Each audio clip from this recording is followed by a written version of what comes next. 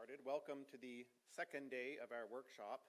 I am pleased to welcome our second keynote speaker, Kurt Ludwig, who is the Ruth N. Halls Professor of Philosophy and Cognitive Science at Indiana University. Kirk received his PhD in philosophy from UC Berkeley. He worked with Donald Davidson. He is actually one of the leading scholars of Donald Davidson's work, having published a number of books on the work of Donald Davidson. For our very specific purposes here, he is also one of the, of course, leading scholars on the work of collective intentionality. He's published a number of books on intentionality, including a pair of books with Oxford University Press. He's co-editor of the Routledge Handbook of Collective Intentionality, and you have under contract, as I understand it, an introduction to collective intentionality in action, thought, and society.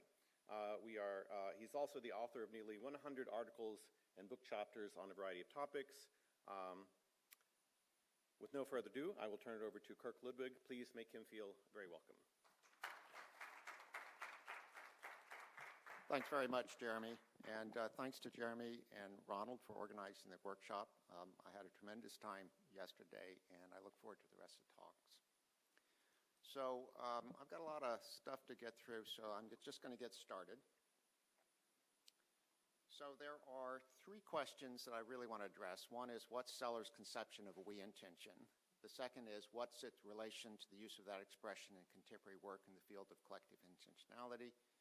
And the third is, can the role the notion of a we intention is intended to play in his practical philosophy be modeled by contemporary accounts of we intentions? So we attribute a shared intention with sentences like, we intend to move a mountain. And most contemporary accounts treat this as a distribution of attitudes over members of the group picked out by we. And the we intention, as that term is used in the contemporary literature, is the individual slice of the shared intention. So that's a way that Tuomela has of putting it. Now Tuomela, who appropriated the term we intention from Sellars and used it in the sense just noted, wrote in his paper with Kaarlo Miller, our notion of we intention is quite different from Sellars. So why is that? So Sellars, as we know, works with expressions of intentions rather than reports. So I intend to boil an egg is expressed as follows: I shall boil an egg. Now for Sellars, a we intention is expressed with the first person plural, as in three. We shall, any of us, do A and C, and we could put anything after the shall there. Now, three expresses for Sellars an intention of an individual, what he calls the we intention. From three, an individual intention can be derived, as in four, where the subscript indicates that it's derived from three. And he says that three gives the form that three has gives the intersubjective form of a moral judgment.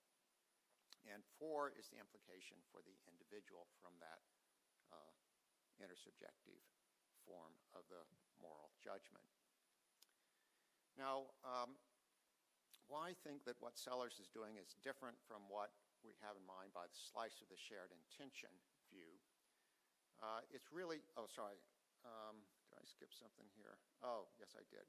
Yeah, I skipped over a slide. So why I think that what he's doing is different from what we have in mind by the slice of a shared intention view. So first, it seems the Sellars not thinking of shared intentions as being expressed by plural expressions of intention. So we shall, he says, expresses an individual intention, but from the point of view of a group. Second, it appears that Sellars is not thinking of these intentions being directed at joint action, that are doing something together, as opposed to each of us doing something. And third, and connected with this, his focus appears to be the idea of intending from the point of view of a group, and most importantly from the moral point of view, which involves identification with the defining interest of a group.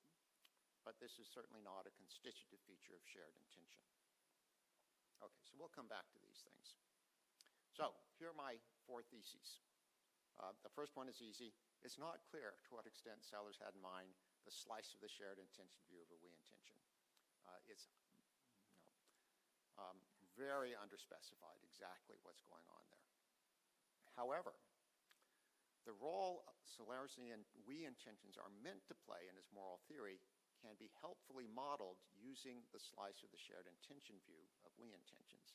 And in particular, the shared plan account of we intentions, which is my own account, I will argue can play the role.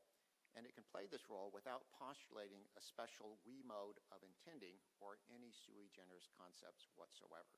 And that I think Sellars would have found attractive. So here's the program. I'm going to talk a little bit about the contemporary landscape in the shared plan account. Then I want to look at the role of we intentions in Sellars' moral philosophy. And then I'm just going to apply the shared plan account and discuss how far we can get with that and what advantages it might have. Okay, so part one, the contemporary landscape. So the term we intention is used for the individual slice or contribution to a shared intention. Now, one, we intend to move a mountain, is ambiguous between a distributive reading and a collective reading. The distributive reading is given in 5, and that just attributes to each of us an individual intention to move a mountain. The collective reading differs in part in the complement being interpreted as about a collective action. And we can force that reading by adding the adverb together. So that's exhibited in 6. We intend that we move a mountain together. So here's a kind of taxonomy of accounts of shared intention. And at the highest level, I have a division into normative accounts and psychological accounts. I'm thinking of Margaret Gilbert as the sort of prime example of someone who gives a normative account. I'm going to put aside normative accounts in this talk. So I just want to focus on psychological accounts. Now, there are 5 main problems that arise in thinking about psychological accounts. First, there's a subject problem. Is the subject a group, or is it really to be conceived of as a distribution of attitudes over individual members of the group? Secondly, there's a mode problem. Do the intentions to do their part by members of a group acting together intentionally have a special sui generis psychological mode, or is it just the same mode as ordinary intending in the individual case? There's a content problem. What's special about the content? Can it be explained using concepts that are already at work in our understanding of individual agency action, or does it require some kind of irreducible group mode concepts? There's the binding problem, which is whether or not you have to add to whatever the intentional component is for participation in a shared intention, other attitudes such as mutual belief and so on. Then there's origination problem. Do the intention have to arise from a special form of reasoning, maybe team reasoning or something like that? So I'm going to put aside group subject accounts and just focus on distributive accounts of shared intention, and these divide into 3 main categories. There are mode accounts, there are content accounts, and then there are etiological accounts. Now, I'm also going to set aside the mode and etiological accounts and just focus on the distributive accounts. And these divide into non-reductive content accounts like Tuomela's and reductive content accounts like Michael Bratman's and my own. And I'm only going to focus on my own. So we're down on the right-hand side and the left branch at the bottom. And so that's all I'm going to talk about. Okay, so now I'm going to give you my story. Okay, so we're going to start by thinking about collective action sentences, because that's going to be what we put in the complement of the shared intention. And then from the shared intention, we're going to get the individual component. So 7 admits of a distributive reading. Each of us is such that he moved a mountain. And it's going to be helpful in thinking about how to get the collective reading to start first with this analysis of singular action sentences. And I'm going to present a kind of elaboration of the event analysis. So take 9, I moved a mountain, and my analysis is given in 10. I'm not going to explain the background of this, I'm just going to give it and apply it. So on this analysis, there are 2 quantifiers over events and 1 quantifier over a time. The event, which is an orange there, I'm going to call the consequent event, and the event, which is the quantifier, the event variable is F, I'm going to call the primitive action. So I moved a mountain in logical form comes out as follows. There's some event E, and there's some event F, and there's some time T such that I'm an agent of F at T, and that's a primitive agency relation.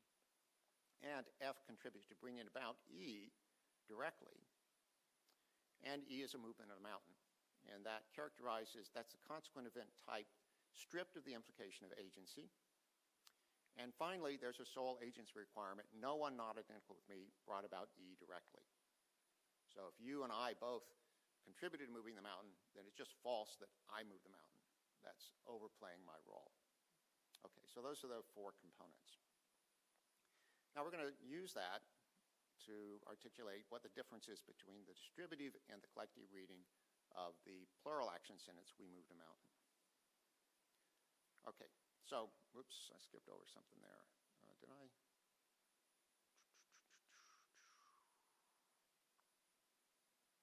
Yes, I did. Okay, so before we get to that figure. So 11 here gives us the distributive reading of we moved a mountain, and all I did is stick in after each of us the analysis of singular action sentences. Now to get the collective reading, there's a very simple thing to do, and it's intuitively the right thing to do, and that is just to reverse the order of those two quantifiers there, each X of us, and there's an event E. So if we both move a bench together, what happens? There's one movement of a bench, and each of us makes a contribution to it. So multiple agents, same event. On the distributive reading, each of us moved a bench, I moved a bench, there's an event corresponding to that, you moved a bench, there's an event, and there's an event corresponding to that, but there's just 6 events. Okay, so all we're doing is saying that the difference between the distributed and the collective reading is that there's a single event of which there are multiple agents.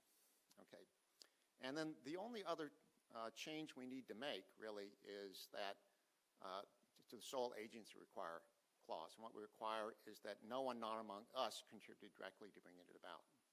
So if Ronald and I moved the bench, that implies that Jeremy wasn't in on it. Okay, otherwise everything's the same.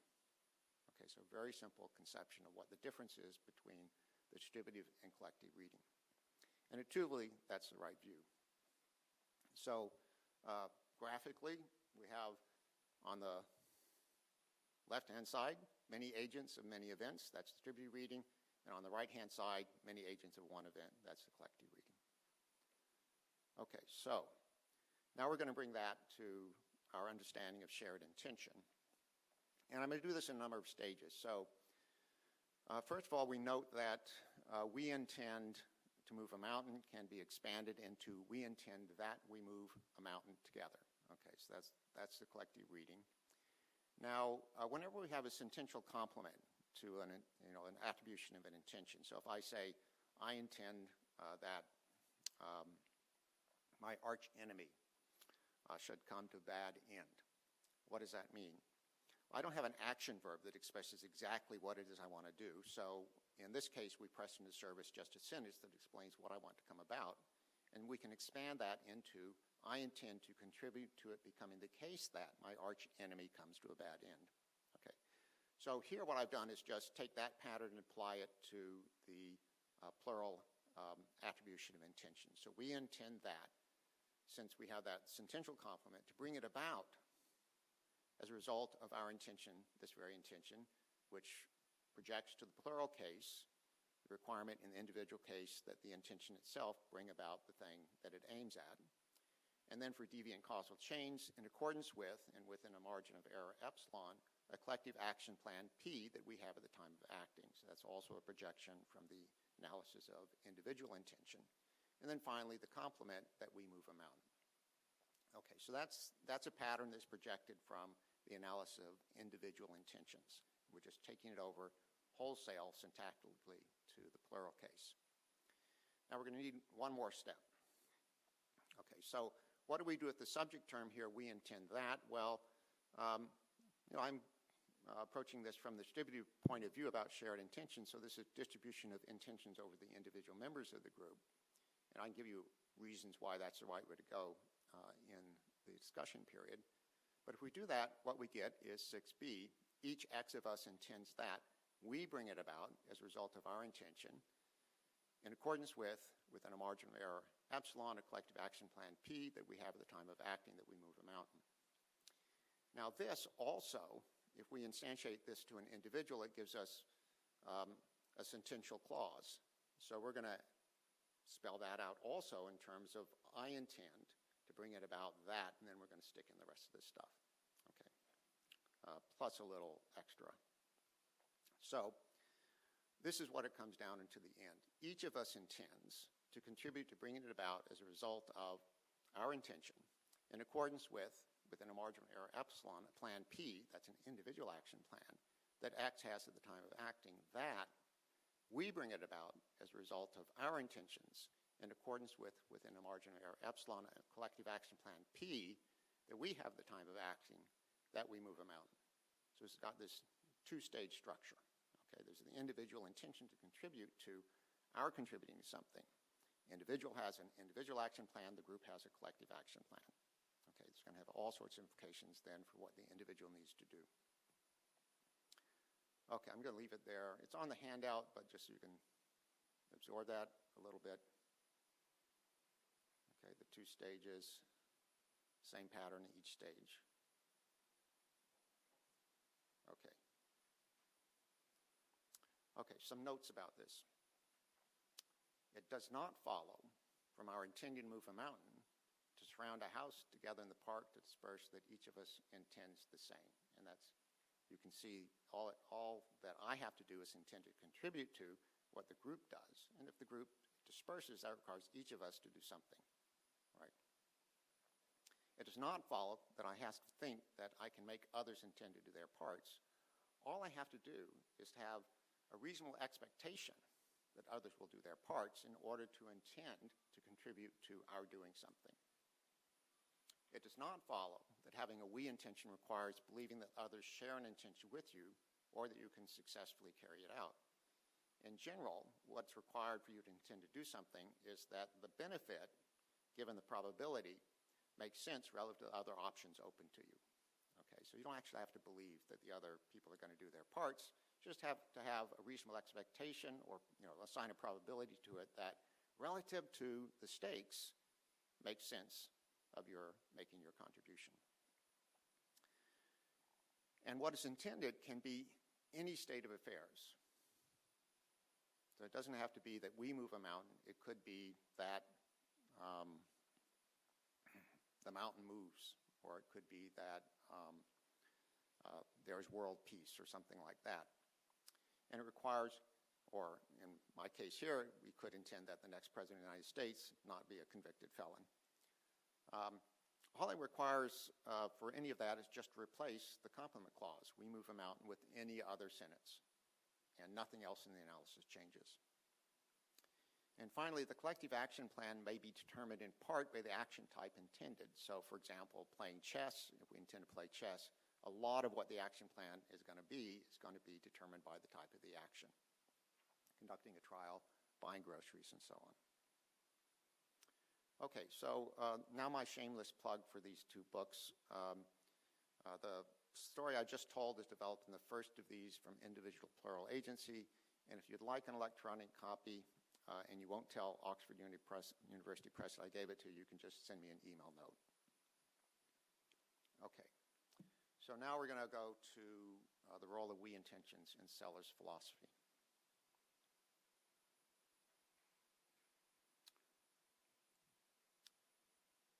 I think I set myself a timer, but I didn't actually start it, so I'm going to start it now.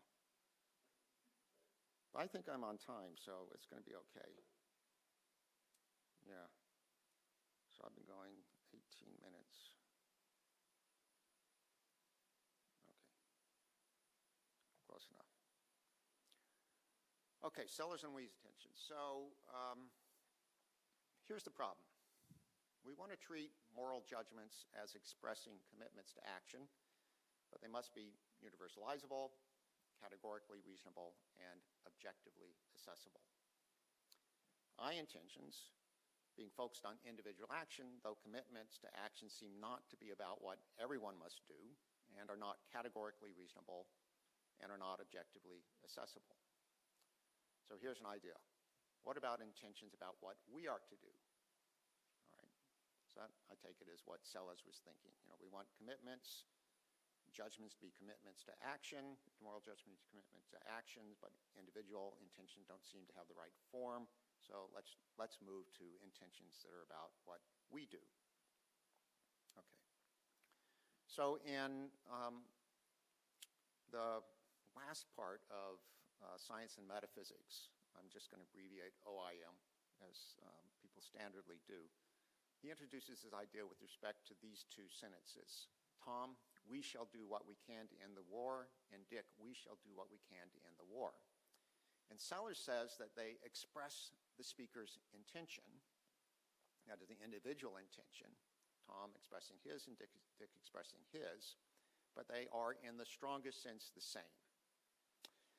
What's he mean? The content of these intendings is the same in the sense that, same sense in which the content of two beliefs, which are not about their subjects, have the same content. So it might be Tom asserting the moon is full and Dick asserting the moon is full. And these are the same belief in the strongest sense. That's the sense in which he has in mind the intentions being the same. And he says, intentions which can be expressed in this way, we shall do, have an intersubjective form. Now, a form which can be, here I think he just means a form which any individual can intend. And the form I just think means here what all of these things have in common. So we shouldn't read too much into that. Okay. Now, he says for intendings that something be the case, the distinction is likely to be lost unless we index shall to indicate the form of the intention to do which the intendings imply. So 17 might be read as shall I bring it about that the war end. To indicate that it shall we bring it about that the war end, we can subscript shall with we to get shall sub we be the case the war ends. Now, categorical reasonableness. So intersubjective form is insufficient for categorical reasonableness, which is what we want for moral judgments. Now, Sellars says there are three dimensions along which ethical statements are universal. In their content, so for example, if any of us in C sub I is in C sub I, he do A sub I. In their subjective form, we would that. That expresses shared values. And in their objectivity, that is, in their being in principle, the decision procedure with respect to specific ethical statements. So that's the categorical reasonableness part. Well, that's more than categorical reasonableness. That's sort of categorical reasonableness together with accessibility. Okay. Interesting side note here. He hardly ever uses the word ethical judgment. He uses it once in OIM. And he uses ethical statement. And as in this case, when he uses ethical statement, he's tagging it to we would that. Now, he also thinks that if you say I would that or we shall that, and it's possible, it implies an intention. I'm not sure, that he's thinking very carefully about how he wants to use statement versus statement in relation to we would that as opposed to we shall that. But I'm going to ignore that distinction. Okay. So I think all these things are going to have to be in place for moral judgments construed as we intentions to have the right characteristics. So for an intersubjective intention to be categorically reasonable, there must be a community with respect to which its requirements are binding. And what makes for such an intention, such a community, Sellars says, is that they all intend the same thing. So he says, a community consists of individuals who intend subspecies such an intention. It shall be the case that the scope of we being members of the community. So this is a way of building up a shared intention of a sort from individual intentions. And there's a community among a group G in this sense, just in case every member of G intends that such and such. And categorical validity means it's valid for every member of the group about whose member the intersubjective judgment is made, and validity just means that it's rationally binding upon them. And if it's categorically reasonable in virtue of people sharing an intention, it's also going to be rationally binding upon them. Okay, so you get those two things together. So suppose relevant intention from the moral community expressed by 20 shall be the case that our welfare is maximized. And suppose every member of the referent of the subject term likewise intends this, then there isn't disagreement on this goal, and it's categorically reasonable. There can be disagreements on what its implications are, and these are in principle decidable. So I'm going to skip this just to say that whatever you derive from the master intention, so to speak, for the individual case is also something that in virtue of the bindingness of the master intention transfers to subsidiary intentions. However, categorical reasonableness is not enough. Mere categorical reasonableness doesn't secure the intuitive force of moral judgments. And the reason emerges more clearly on reasoning about values. The problem is that a group may share intentions with intersubjective content on the basis of shared value contingently. And that's sufficient for it to be categorically reasonable for them. But the contingent categorical reasonableness of the moral law is not what we're aiming for. What we want is that it be non-contingent, for example, grounded in our nature as rational agents. So let's work through an example, this one given on reasoning about value. So this is an example he gives. Shall be each of us members of the Whooping Crane Society, henceforth WCS, do what he can, ceteris paribus, to promote the survival of whooping cranes. And he says this is a shareable, we-referential state of affairs intention, and I'm going to call that state of affairs whooping crane survival. So from 28 and 29, connecting whooping crane survival with something we do, we can reason we shall, I do A. So that's the individual intention to do the thing derived from the we intention. Okay.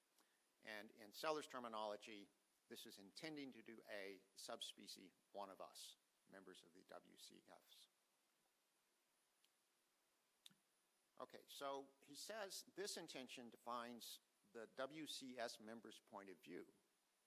It's the prime mover of this point of view, and it generates, given matters of factual implications and premises, subordinate intentions, the relative reasonableness of which is grounded in its intrinsic non-relative reasonableness as constituting the WCS point of view. And this is really the same idea about categorical reasonableness that Sellars introduced in OIM. So the moral point of view now, shifting from the Whooping Crane Society, is expressed in 31. Shall each of us do that which in the circumstances promotes the happiness of each and every one of us, all relevant things considered. There are a variety of different things that ways he has of saying this, and I'm not going to pay attention to the differences here. But the problem remains of explaining how to provide a non-contingent basis for our all having or having reasons to adopt this commitment. And Sellars does have an argument sketch for this in ORAV, but if you can explain to me what the argument is, I'd be delighted. Okay, maybe we'll come back to that. Okay, now I'm going to apply the shared plan account to this. And the aim is to provide a model of Sellarsian we intentions in the sense of an account of a type of intention that can play the role that Sellars wanted his we intentions to play. And this is going to go beyond anything Sellars says, but if I'm right, what he had in mind is consistent with the shared plan account of we intending being substituted for we intentions. So it's going to do all the work that he could have got out of that notion.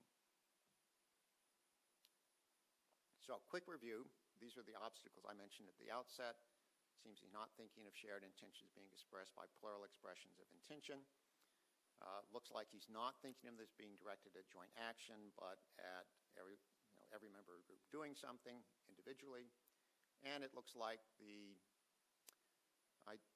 central idea is intending from the point of view of a group, and this involves identification with the group, with its defining interest, and this is a constitutive feature of shared intention. Okay, so I'm going to start with WCS as a model. Okay, so we take 28 again, and we look at this intention, the intention this expresses, which is the intention of an individual member individual agent who's a member of WCS. So I intend that each of us WCS members do what he can, ceteris paribus, to promote the survival of whooping cranes. Now, on the multiple agents account of collective action, the complement can be rendered as a plural action sentence with a collective reading. So we get 34, I intend that we WCS members promote the survival of whooping cranes. Okay. Now, in the case of the WCS, it's a group which comes together self-consciously to promote a certain end which they all understand that they share. And so it's very natural to be thinking that this is a group of people who intend to be cooperating together. And so treating this as the we intention here as a participatory intention and a shared intention is very natural. So that's what I'm going to do. So I'm going to read 34 as a we intention on the shared plan account, which gives us 35. I intend to contribute to bring it about as a result of my intention in accordance with, within a margin of error, epsilon, a plan P that I have a time of acting, et cetera, et cetera, et cetera, just the same thing. And if every member of the WCS shares this, we get the shared intention that the WCS intends, we members of WCS intend, that whooping cranes survive. Okay, very straightforward application of the idea. Okay. Now, to get everything Sellars has in mind, we need to add something, because just saying that much doesn't get everything he thinks is going on in the case of the Whooping Crane Society. We need to add that the intention here, which we identified, expresses a non-instrumental value for its members, which, in fact, is the overriding organizing principle of the group. Okay, but we just add that. So that's a little tag onto the general idea that they've got a shared intention, and the individual have we intentions in the relevant sense. So there's some advantages, I think, to thinking about it in this way. So there's no difficulty in understanding the connection between the we intention and individual action. It's ultimately I-referential, and that's something that Sellars actually notes in ORAV. And next, notice that its intention to contribute to there being a plan in accordance with which everyone acts. And while this makes it a bit more complicated than what Sellars had in mind, an important benefit is that it provides a ground for working with others on the best plan, and then a ground for helping others insofar as it does not interfere with your own contributions to make theirs once a plan is settled upon. And intuitively, this is what happens in groups like the Whooping Crane Society. And I think that's going to be a benefit when we come to the moral case. Since our intentions are directed at developing a collective action plan, we can allow a division of labor that enhances efficiency.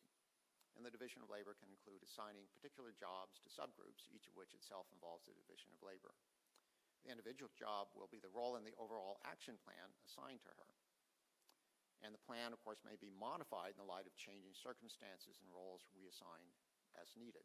So somebody comes sick, we assign the role to somebody else. The plan may include nested contingencies and policies, which are generalized conditional action assignments. Okay, so back to the obstacles. So it's true that Sellars treats we shall as expressing an individual intention, but it is actually quite reasonable to think of that as an ordinary language way of expressing, first of all, one's own slice in a shared intention, and secondly, an expectation that the reference group will at least come to share it. Second, while Sellars seems to concentrate on what follows for individuals from we intentions, even if he just has in mind each of us doing the same thing, this is compatible with sharing an intention to do something together. A simple example is line dancing. It's something we can intend to do together, but of course the contribution of each of us is exactly the same as the contribution of every other one of us. And third, while identification with a group understood as sharing a value expressed in the content of the defining intention is not necessary for shared intention, but it's certainly compatible with it. So we just think of what Sellars is thinking of as a subcategory of we intentions in general.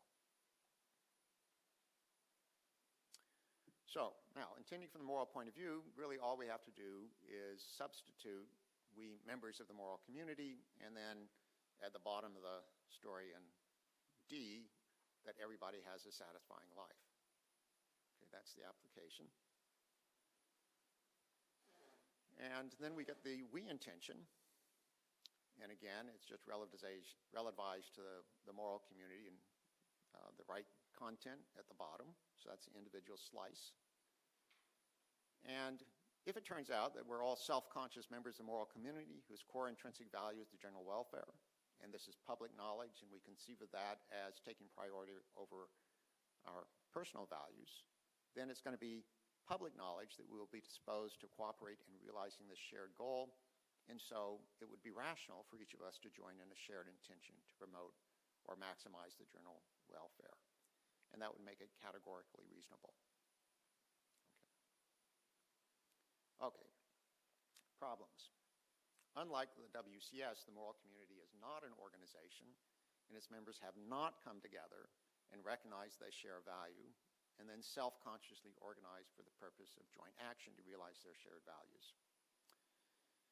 Indeed, there even being a moral community, according to Sellars, seems to depend upon there being at least a mutually recognized shared intrinsic value among its members.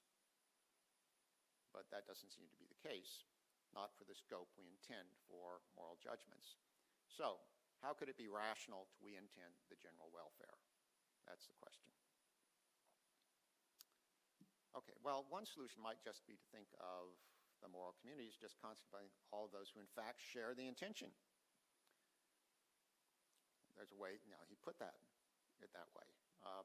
So when I intend that we members of the moral community, we members of the moral community just means those who share the same intention with me. And that'll pick out some group of people. But this doesn't really get the scope we want. We want the moral community to encompass all persons. So that's not satisfactory. So what we want is a kind of constituted ground for valuing the general welfare that is shared among all those we think of intuitively as the subject of the requirements of morality, specifically with respect to their actions. And the gold standard is going to be something like Locke's definition of a person, a thinking, intelligent being that has reason and reflection and can consider itself as itself, the same thinking thing in different times and places. So that's what we should put in there. So we can just restate the target we intention, putting in we members of the category of person, and then we have a problem. And the problem is that this looks like it's too stringent. Since the we intention to be successful requires that I make a contribution to all of us acting in accordance with the same shared action plan, but that requires everybody else to have a corresponding we intention. And success requires all of them to be acting in their intention successfully. So it looks like that condition will never be met because it's just not going to be the case. Everybody we intend to be in the scope of a person is going to share an intention with us. In contrast, if the individual success conditions only the agent's own actions, as it seems like in some readings, that's what Sellars had in mind, it can make rational sense so intend without having reason to think everybody else so intends. So much for your attempt to model Sellarsian we intentions with the shared plan account. Ha! Okay. I should just stop here, right? Okay, no, I'm not going to. Okay. So I'm gonna give a story about why it can make sense to we intend even under those conditions on my account of we intentions. And I guess it's useful just think about ordinary cases. Often we do form we intentions prior to knowing that others are going to share the intention. So I see one of you for the first time in a while, and I stick out my hand, right? And maybe you've come to hate me since I last saw you, so I don't really know whether you're going to share my intention. But I'll give it a try. And I really do. We intend that we shake hands, right? And often by forming that, I can get you to come and we intend the same thing. So it's not irrational to do that. Okay. So I'm thinking, if we have reasons to believe that there is constituted ground for all Lockean persons to value and prioritize valuing the general welfare, then it can still be rational, we intend, because to do so, even in the absence of knowledge, that's my timer. How much time do I really have left? Okay, that's for, okay. So I'm going to wrap this up quickly. So here's the idea. It can still be rational, we intend to do so even in the absence of knowledge of all persons do so because, first of all, doing so encourages others to reflect on shared values and potentially join me. And then if people do, this can have a snowball effect. And secondly, sometimes value of what we intend comes in degrees.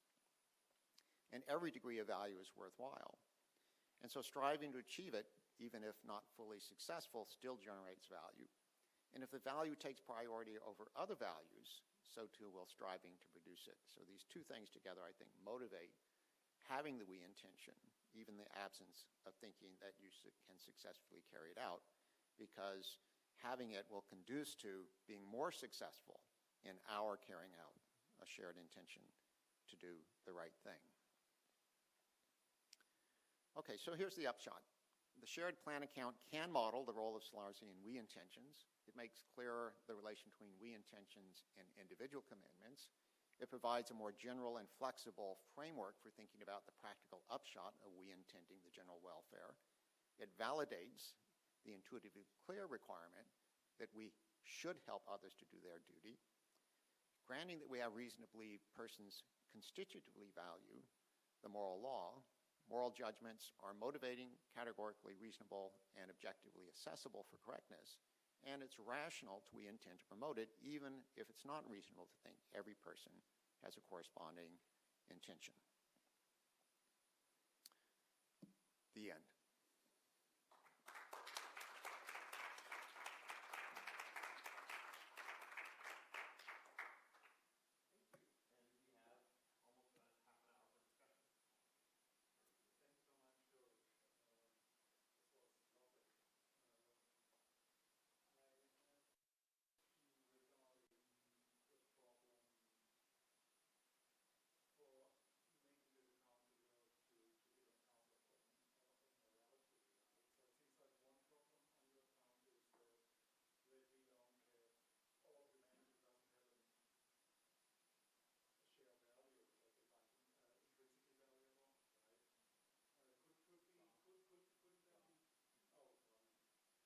Hope I don't have to repeat this.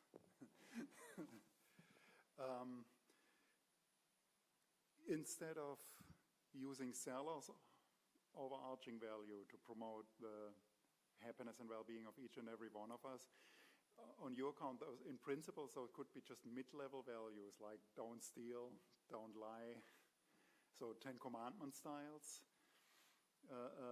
Values, and maybe the case could be made that those are universal values across humanity. So could that work then as constituting all of humanity as a moral community, these mid-level values?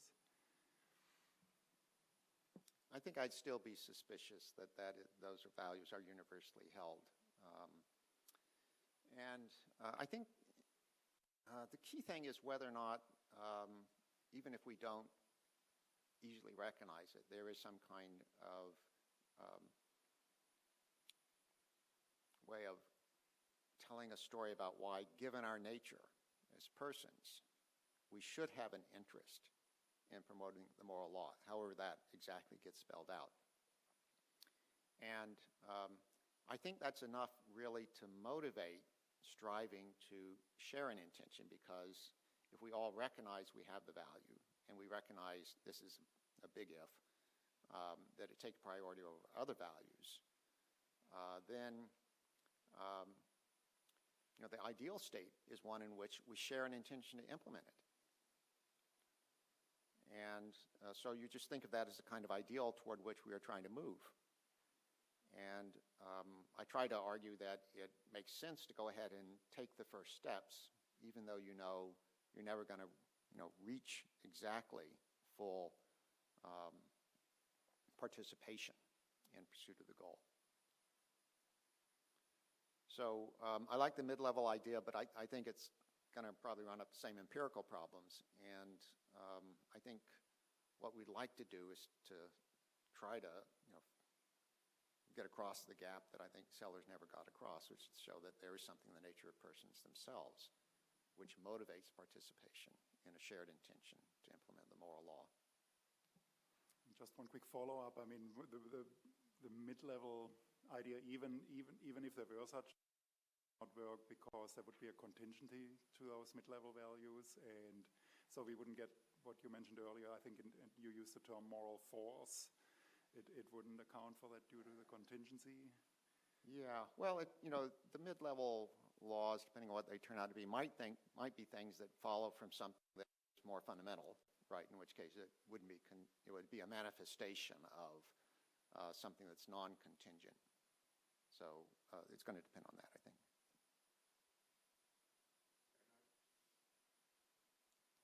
Yeah, thank you very much. No doubt that you have a content account of collective share, joint intention, we-intention, but I'm not convinced yet that Sellars had it. So you keep the notation, the propositional form of intention up to at least 13. No, it shows up again in 34. And probably all the way through, so it's intent that. And that's useful for your purpose because you want to have plural action as the object of intention. Now the way of putting, the propositional way of putting intention allows for a distinction between the agent of the intended action and the intentional subject.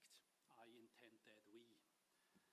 However, Sellars has an argument against this, and it shows up, I think, only once, and maybe I'm making way too much of a deal about it. But he says, when we speak about intention, that we are not talking about practical commitments.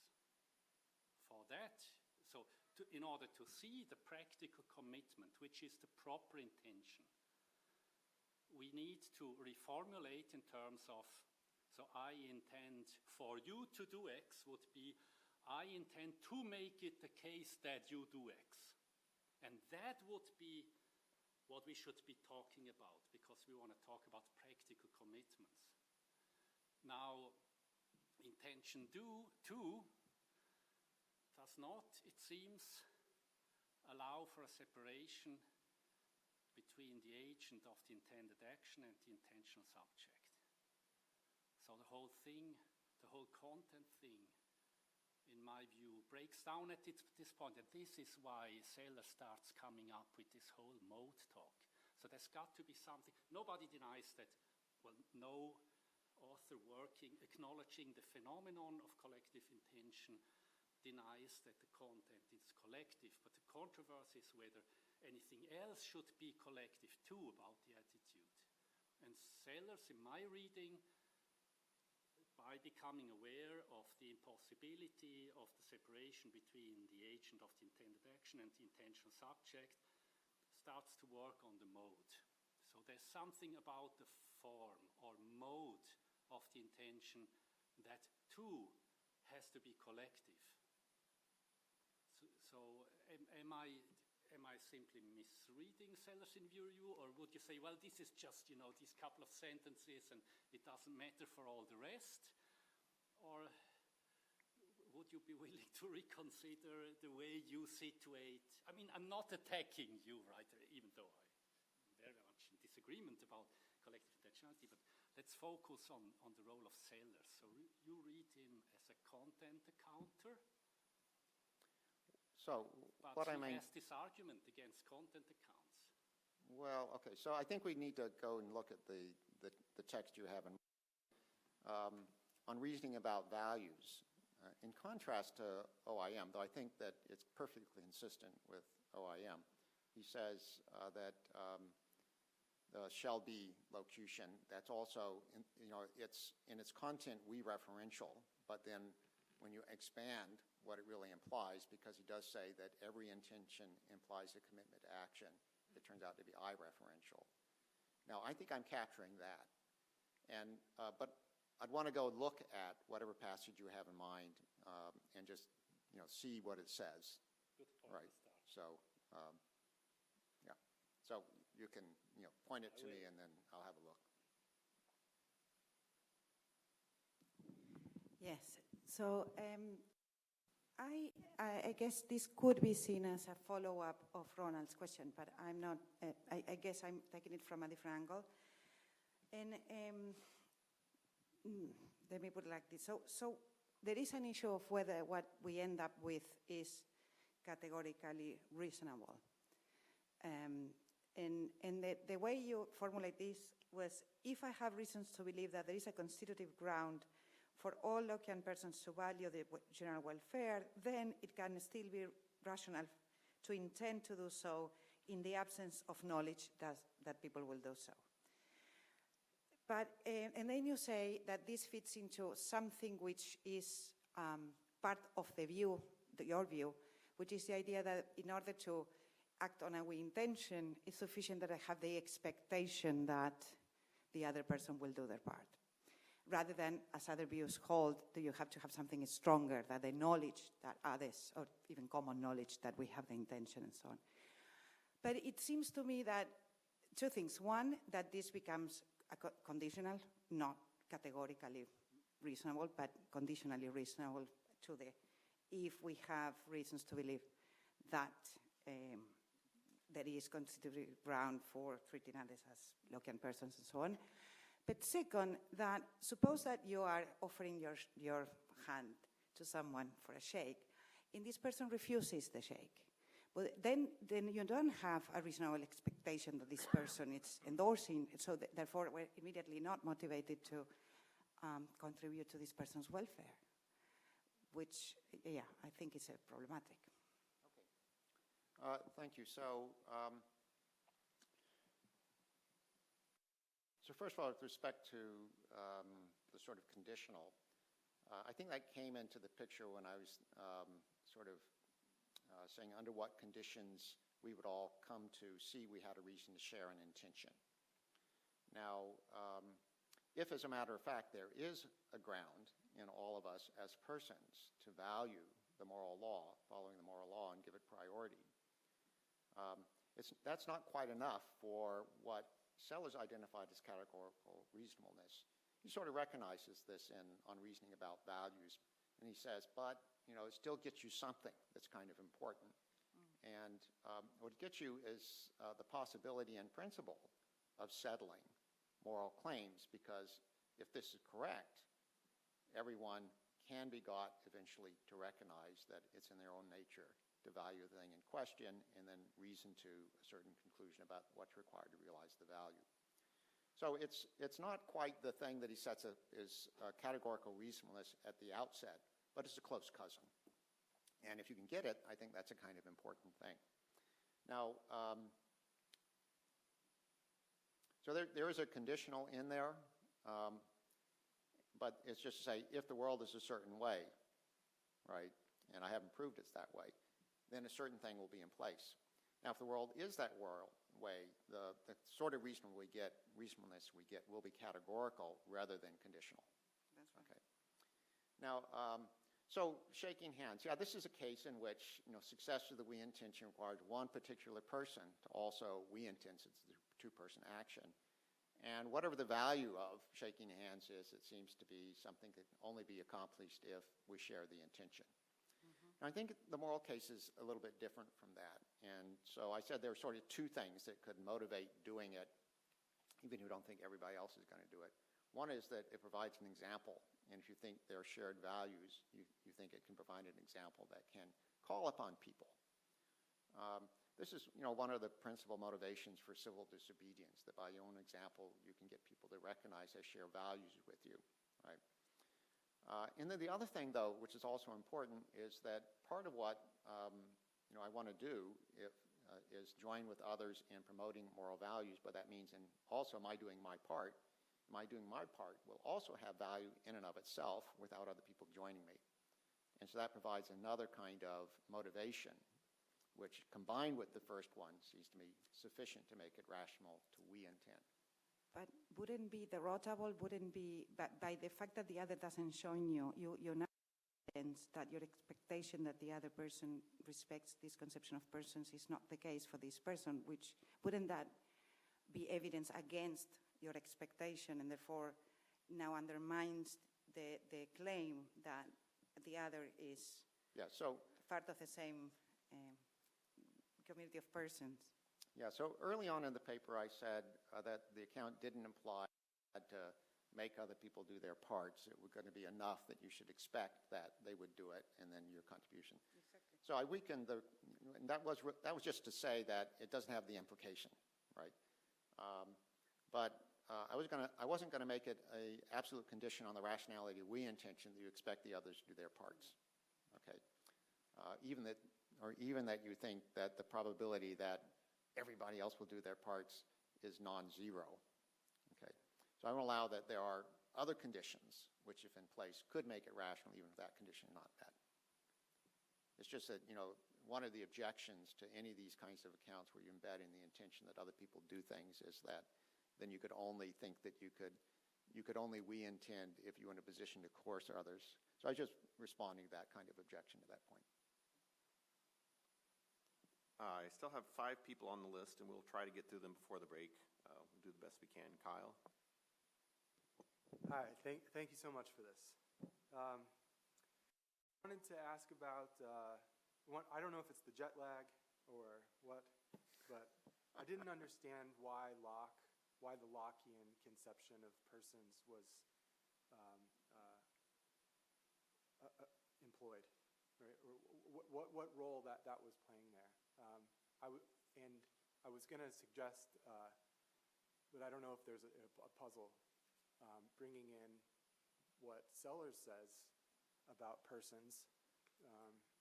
It's the anti-penultimate paragraph in PSIM, where he talks about recognizing a featherless biped or a dolphin as a person. I have it here. Is to think of oneself and it as belonging to a community, right? And that personhood or ascribing or attributing personhood is ultimately about rehearsing an intention, right? It's not explaining or categorizing, but rehearsing a we intention. And that seemed different from the role of concepts of persons in your account, where there's sort of an independent theoretical account of personhood, and that is sort of grounding we intending. But for Sellars, it seems like rehearsing those we intentions is indistinguishable from attributing personhood to the other. So it's the idea in Sellars you're articulating that for me to think of another person as a we entity, another entity as a person, I have to rehearse a we intention with respect to interacting with that person? Yeah. That does seem to me a kind of crazy view. But the Locke view does get us the idea that persons are rational agents. And that's, Sellars was really going to ground it in rationality. So I think it's close enough to the kind of thing Sellars had in mind. But in a way, it doesn't matter for the story, because you can plug in whatever you want in there as the right category for the moral community. Locke was certainly thinking that person was the right notion. He says it's a forensic notion, and right. he meant by that. Right. It's a notion put into place in talking about praise and blame. So, it is not sort of crucial what notion goes in there. But I thought that was a nice one, both because of the way Locke thinks of it as a forensic term, and that it captures the notion of rationality that Sellars was talking about on reasoning about values and OIM.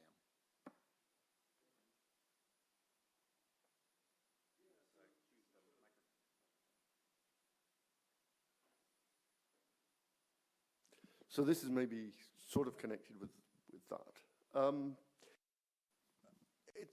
There's a point at which the move gets made to each and every one of us lives a satisfying life, all things considered.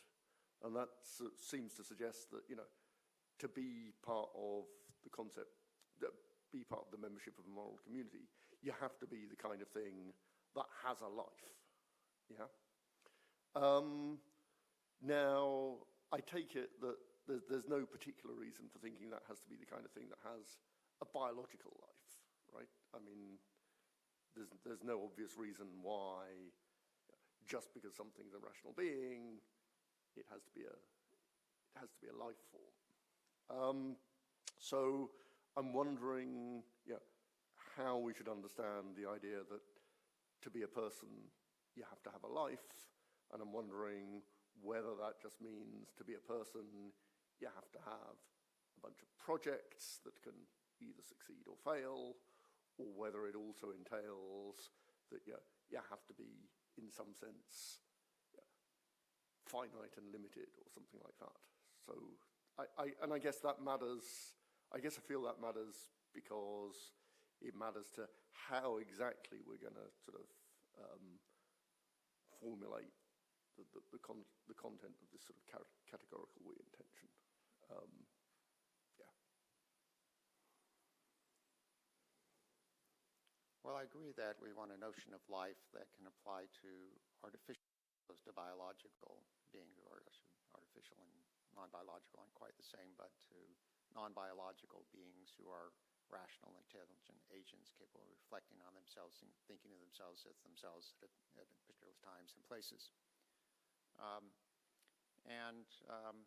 Well, we need to unpack a little bit, what we mean by a life that can be lived by its subject, and that's an important and interesting project. The capacity to reflect on oneself as a creature who has a life and a history and so on seems to be important. So there's a way in which I think Locke's conception of a person captures an essential ingredient in that. But I don't have a worked out theory of this, but I agree with you that it's important to work it out for this particular formulation of the goal of morality.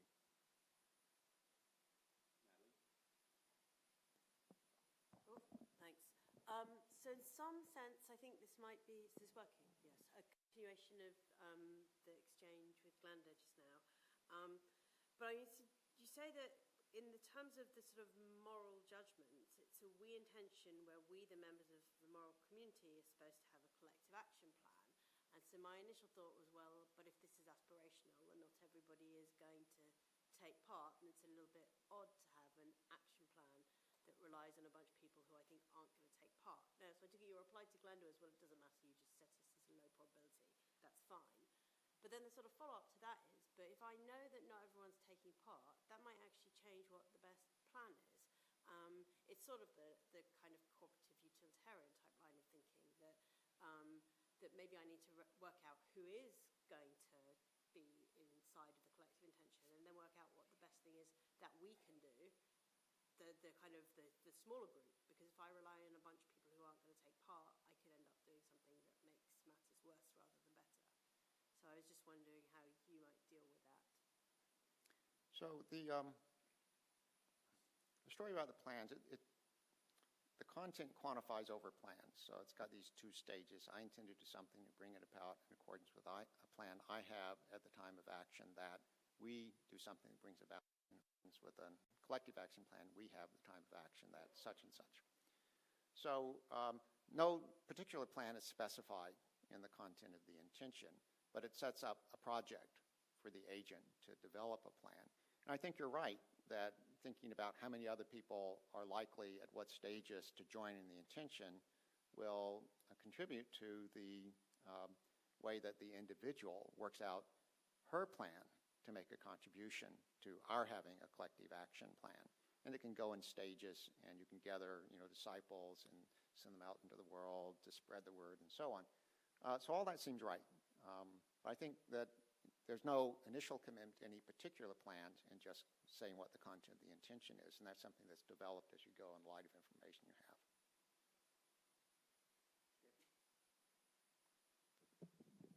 Okay, thanks. I have just one little clarificatory question about your analysis of action at the beginning, and that carries over, right, to the analysis of intentions and collective intentions.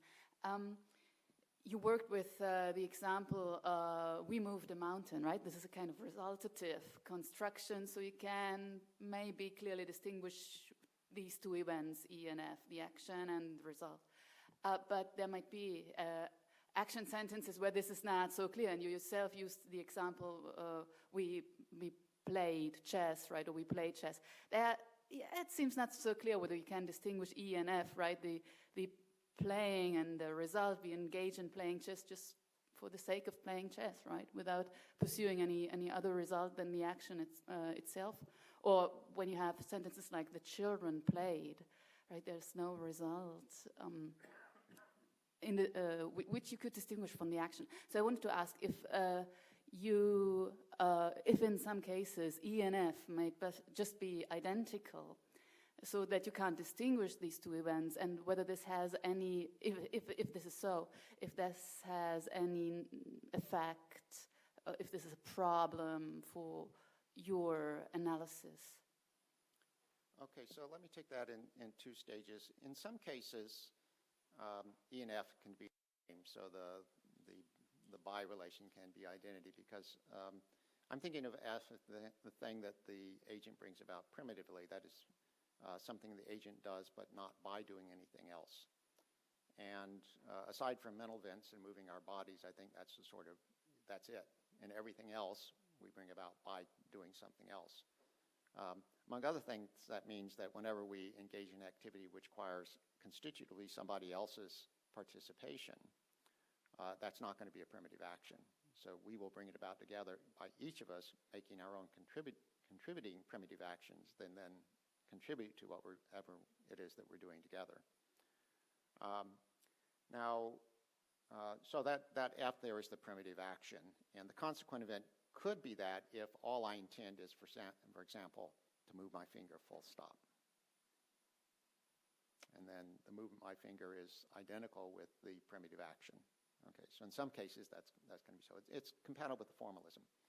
I think in the cases of like playing chess, it brings up another kind of puzzle, which is that the concept of playing chess is an essentially intentional collective action type. So you can't separate out the consequent event from the idea of agency because it's built into the nature of the event type. But I think that doesn't actually affect the formalism at all. It tells you something about what your primitive action is supposed to bring about, which is some collective intentional action. But it doesn't add anything you have to do other than make your intentional participation to whatever the pattern of activity is that's defined by chess. Because that's enough to satisfy the other requirements on the event type. In the case of unstructured play, we need to give a kind of analysis of the concept of play in general, some kind of joint activity designed at recreational enjoyment or something like that. And the intention there to develop a plan to realize that goal with someone else is going to involve real-time mutual coordination on developing a plan which could involve lots of spontaneous elements. But that'll be guided in the moment, and we'll be making contributions to it through primitive actions we perform, which contribute to some further goal. Does that help with the... Yeah, okay. Yeah, thanks. So this is just a minor one about something you said at the beginning when you were botanizing the different content, mode, and subject, or frequently the way these things are distinguished. I've never been entirely happy with how people make those distinctions and how they apply. But did I correctly hear you say that you classified Tuomela as a content account? Yes. Isn't he generally regarded as a mode account? He does talk about the remode, but when you look at what he says, the distinctive thing is that in the content, my part from our intentionally doing this. And what sets off his account from other accounts is the embedding in the content of a kind of pre-theoretical notion of joint action. One place this comes out clearly is in his 2005 paper, The Intention Revisited. Okay. Was refining that earlier criticism. I do recall him at some point saying that he thought of his account as a content account. It's just interesting that it's generally classified as a mode account, and then... He talked about the remode. Yeah. Okay. His latest book, he tries to make it look as if it's different, but the same old story. Okay, thank you. We have 2 minutes.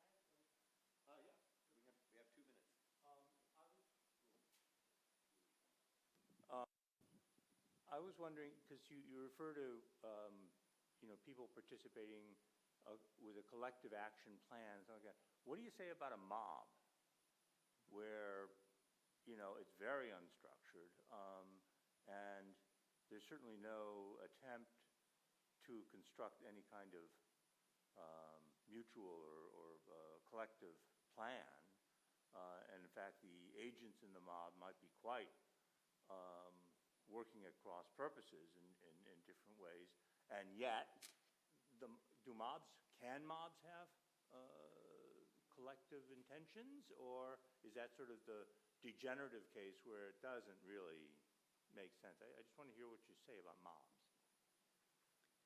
I think there are a range of cases. So the Paris mob, the Bastille, they actually elected a spokesperson to go in and talk to the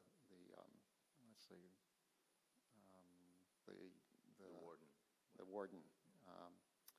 And so they were semi-organized, and they had a shared interest, and there are presumably some high-level intentions they had with respect to what they wanted with respect to the Bastille. So I think there are a range of cases. Some mobs are just, people out there sort of angry about something, and they start rioting, and I think it's probably not correct to say that they intend to be doing anything together. There might be some kind of, distribution of intentions across the individuals to participate with others in expressing their anger. So maybe at that level of abstraction, you get something like a shared intention. But in some cases, maybe they're just none whatsoever. And I think what we're guided by is whether or not we want to say ex post facto and on what grounds that they did something together intentionally.